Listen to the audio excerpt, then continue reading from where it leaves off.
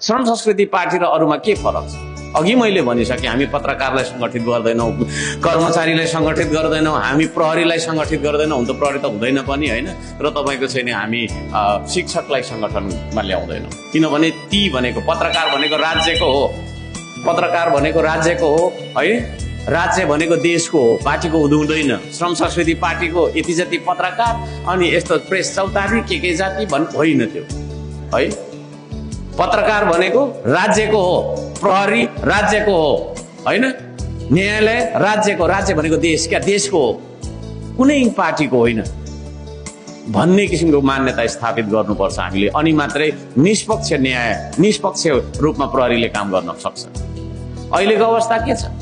मान्छेले हाम्रो चाहिँ घरमा लुटेर जान्छ, प्रहरीले निवेदन गर्न लाग्यो, यसो हेर्छ है, सत्ता पक्षको हो भने दर्ता गरिहाल्ने, अथवा त्यो लुट्ने कुट्ने मान्छे चाहिँ सत्ता पक्षको हो र पीडित चाहिँ स्वतन्त्र हो, अथवा अर्को पार्टीको सानो पार्टीको हो भने उसको फाइलै दर्ता नगर्ने।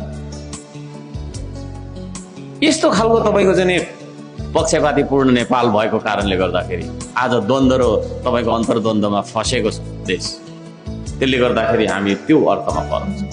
अर्को के अर्थमा फरक छौँ त? श्रम संस्कृति पार्टी के अर्थमा फरक छ भन्दाखेरि यहाँ नेता हुँदैन, सिर्फ अगुवा हुन्छ।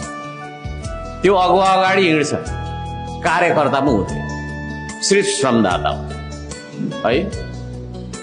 तपाईहरु चाहिँ मेरो कार्यकर्ता, म चाहिँ तपाईको नेता भन्ने होइन, म तपाईको नेता पनि होइन, मेरो झोला पनि छैन है। हर्क साम्पाङको झोली, हर्क साम्पाङ के मेरो झोला छ? झोला छ, म रित्तै आएको मान्छे हैन, झोला झोला छैन, सिर्फ विचार छ, आह्वान छ, आवाज छ।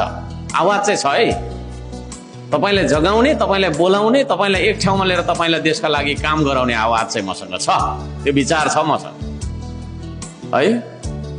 भोलि तपाईले बोक्नु पर्ने भनेको औजार हो, औजार नचलाउने, माटो नछुने, माटोदेखि टाढा भाग्ने, किसानलाई फोहोरी भन्ने, माटोलाई फोहोर भन्ने है, त्यो माटोबाटै आएको अन्न खाएर चाहिँ ठुल्ठुलो गफ गर्ने, तर त्यो माटोलाई चाहिँ फोहोर भन्ने खालको मान्छेहरू हाम्रो श्रम संस्कृति पार्टीमा आउँदैन।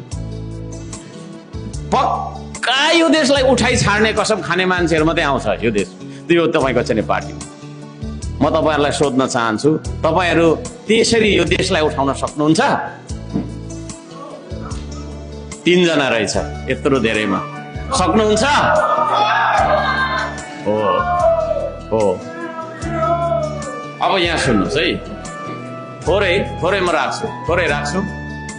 अब हामीले श्रम संस्कृति पार्टीलाई अरूभन्दा फरक विभिन्न तरिकाले हामी बनाउँछौँ। हाम्रो पार्टीको है